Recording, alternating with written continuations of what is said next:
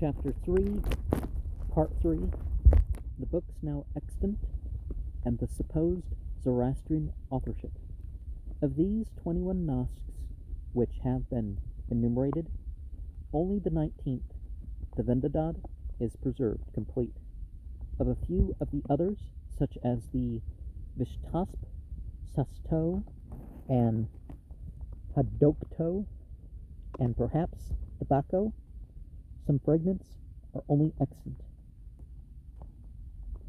But, by far, the larger number of these ancient sacred books have been lost forever.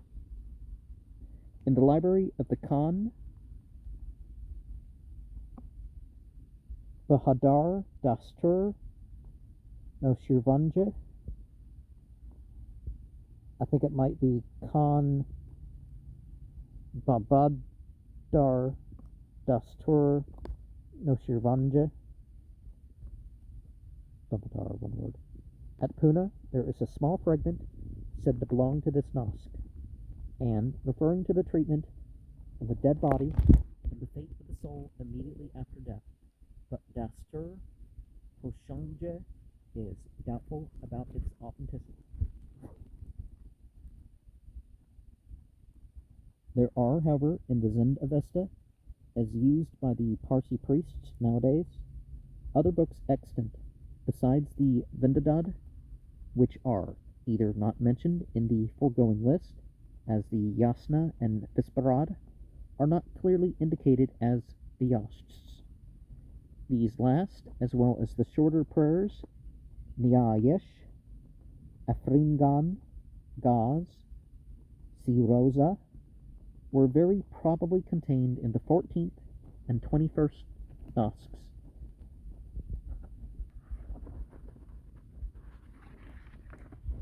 As to the Yasna and Visparad, they are not to be found in any of the 21 Gnostics if we examine the statements of their contents.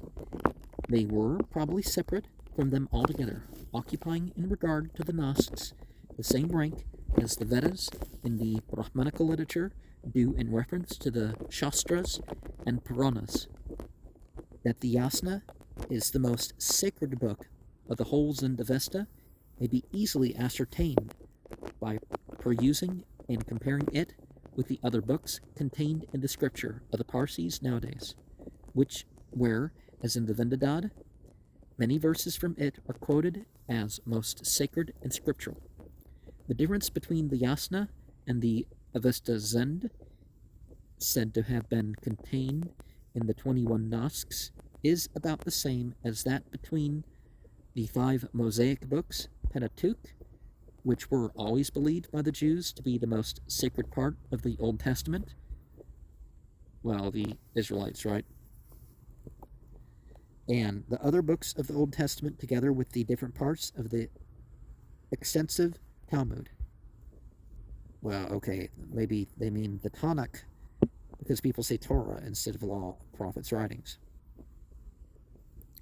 The Samaritan Jews acknowledge to this day only the 5 books of Moses as scripture, and there's reasons why we will not believe them as the 5 books of Moses, including no one arose in Israel like Moses, and, some other stuff, right?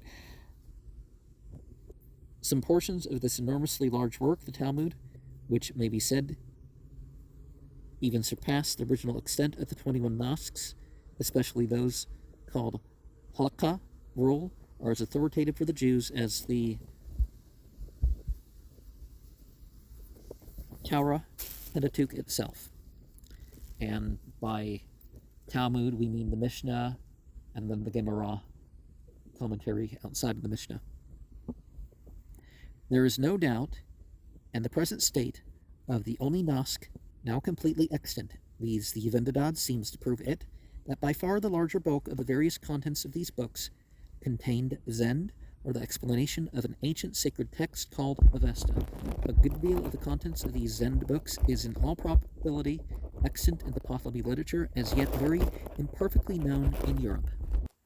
From the contents of the Gnostics, as given above, we clearly see that they must represent the whole religious and scientific literature current throughout the ancient Persian Empire, well, from that angle, right?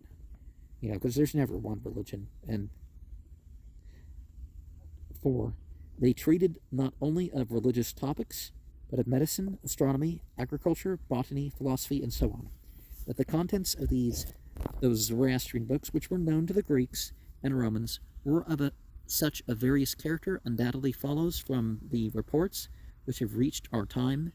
Indexes of them, like the catalogues of the ancient literature known to Parsi priests nowadays, were extant at the time of Alexander the Great, because Hermippos, see page 8, we are on page 136, is said to have read and perused such a catalogue.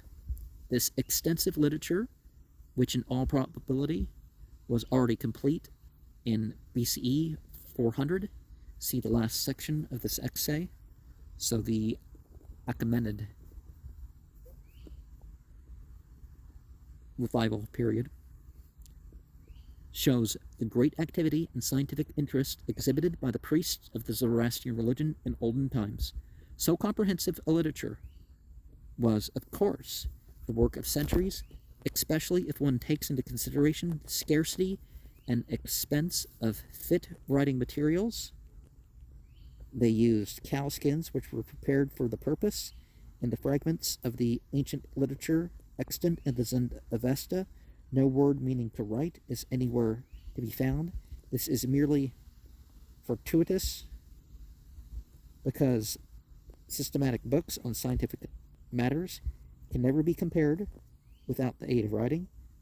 Well, depends on people know things or not. That the art of alphabetical writing, as practiced now by European nations, was perfectly understood by the Persians in the 6th century before the Christian era.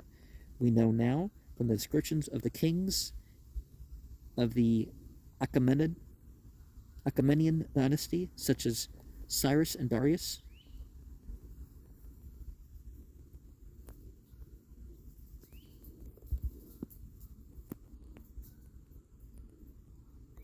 The clumsiness of the ancient characters used, in all probability, a kind of cuneiform, and the long time in which Orientals require for original composition. The composition of the sacred literature of the Jews from the time of Moses, BCE 1300 to 1500, down to the close of the Talmudic literature, 960 of the Common Era, occupied a period of about 2400 years. Were we to apply the same calculation to the Zoroastrian literature, its beginning would have been placed as early as BCE 2800, which would not in the least contradict the statements made by the Greeks about the age in which the founder of the Parsi religion was believed by them to have lived. See the 4th essay. Well, yeah, if it was written down later, you know, about 1700 to 2000 BCE is the Magian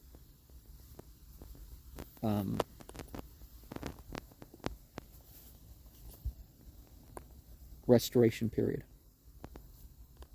At all events, this much seems to be certain, that at least 1,000 years must have elapsed before a sacred literature so various and extensive could have grown up out of the seeds sown by the great founder of the Parsi creed, Spitma Zarathustra.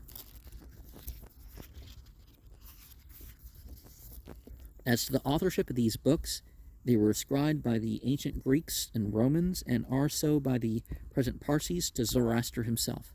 This opinion being so old as to have been known to the Greeks several centuries previous to the commencement of the Christian era, we may presume that it is not without foundation, though, on the other hand, it is impossible for a modern critic to believe that so extensive a literature as this, treating of such various topics, was the work of a single man. The Parsi tradition, it is true, gets over this difficulty by asserting that all the 21 Gnostics were written by God himself and given to Zoroaster as his prophet to forward them to mankind. Now, you could say that about a lot of the scriptures, but it wasn't preserved as such, so what we have represents that. But such assertions being inadmissible in modern criticism, which tries to solve problems by appeal to reason, not to miracles of the most extraordinary character, we must dispense with them entirely, the more so as such claims to God's immediate authorship of the whole Zend-Avesta are never made in any of the books which are now extant. They lay claim to divine revelation, only the Yasna and not the Vendadad, but not in such a form as to exclude all activity on the part of the receiving prophet as to the, well, if it's revealed, that doesn't exclude it either, even if it's transmitted perfectly.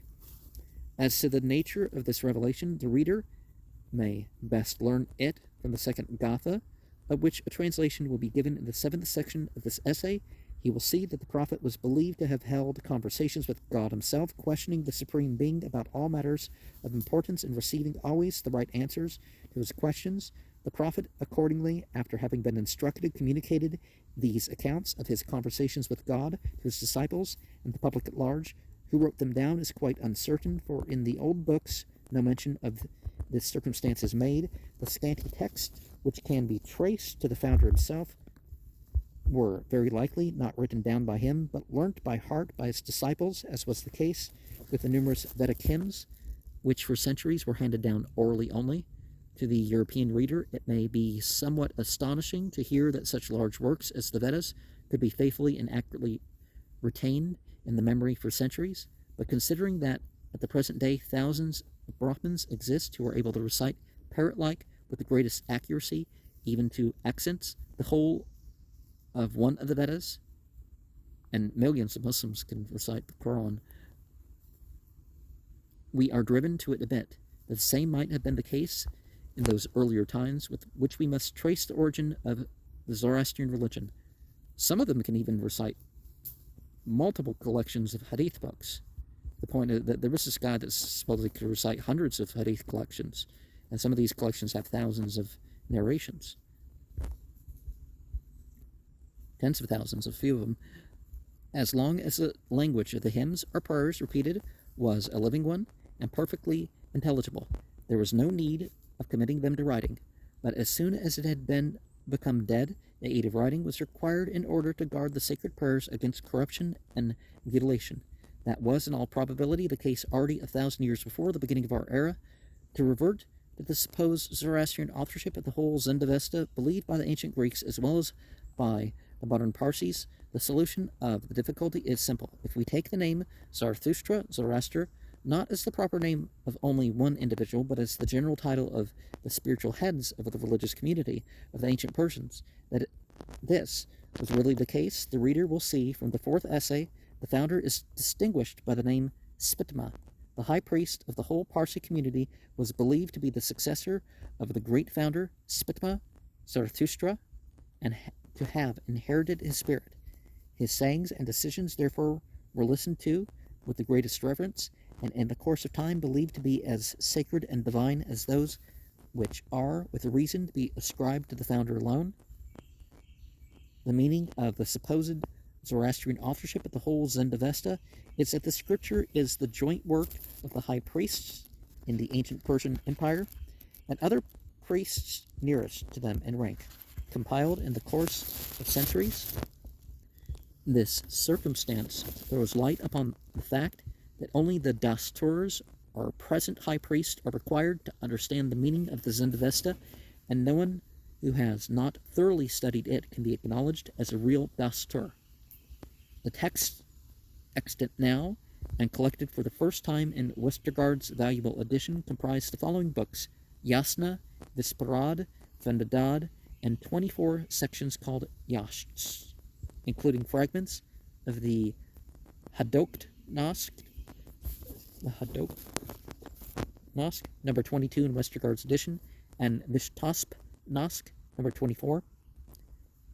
To these were added some short prayers of different kinds called Afragan, Nyagish, Ga, with some miscellaneous fragments, and the Siroza, 30 days or calendar. We shall treat of each of them successfully in detail. And so his book, we had Afringan was 3, Nyagish 6, Ga 5, fragments 9, Siroza